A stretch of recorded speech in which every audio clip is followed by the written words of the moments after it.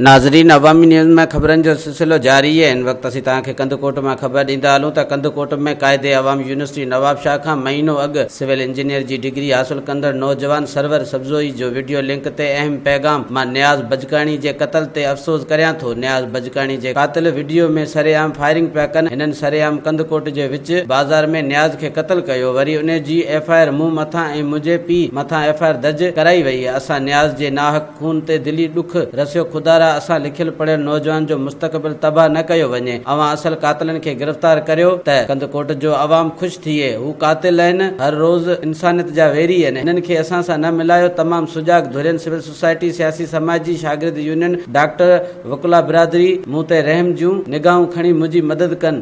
बिस्मिल्लाहिर्रहमानिर्रहीम। मां पाण सरवर सब्ज़ोई क़ाइदे अवाम यूनिवर्सिटी नवाबशाह मां सिविल इंजीनियरिंग कई आहे ऐं मुंहिंजो बाबा ग़ुलाम हैदर सब्ज़ोई। असां नेशनल हाईवे भरिसां असांजो ॻोठु आहे। 200 जरीब ज़मीन जा मालिक आहियूं। ज़मींदार, तालीम याफ़्ता, इज़तदार घराणे सां असांजो तालुक़ु आहे। 2 ॾींहं पहिरियां जेको आहे न्याज़ बजकाणी जो क़त्ल थियो आहे सब्ज़ोई बिरादरी हथां, उन्हनि सां असांजो को बि वजह वास्तो न आहे। असांजा उहे रिश्तेदार बि न आहिनि।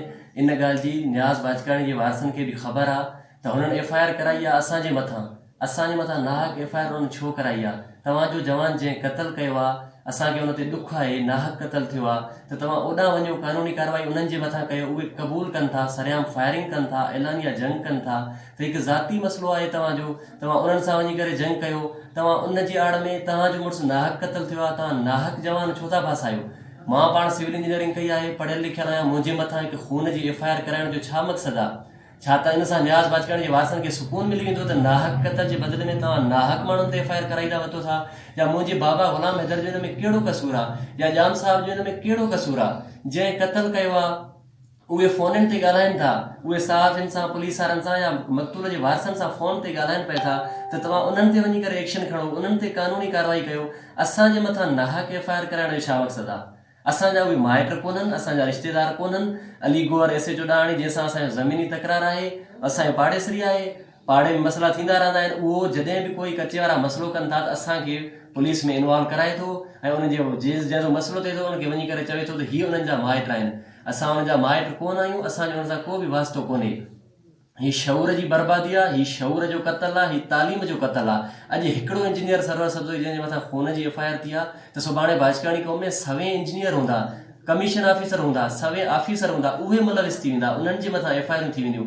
कुझु इंसाफ़ कयो वञे। असां मक़तूल जे वारसनि खे सम्झणु घुरिजे त तव्हां हक़ीक़ी कातिल जेके आहिनि उन्हनि जे मथां FIR करायो। असांजे वज़ीर आला सिंध खे, IG सिंध खे अपील आहे त मामले जी नोटिस वठनि, कोई एक्शन खणनि, असांजे मथां नाहक ऐं कूड़ियूं FIR जेके आहिनि उहे ख़तमु कयूं वञनि। वधीक ख़बरनि ऐं तफ़सील जे लाइ विज़िट कयो असांजी वेबसाइट awamiNewsHD.com ऐं ॾिसंदा रहो अवामी न्यूज़ HD।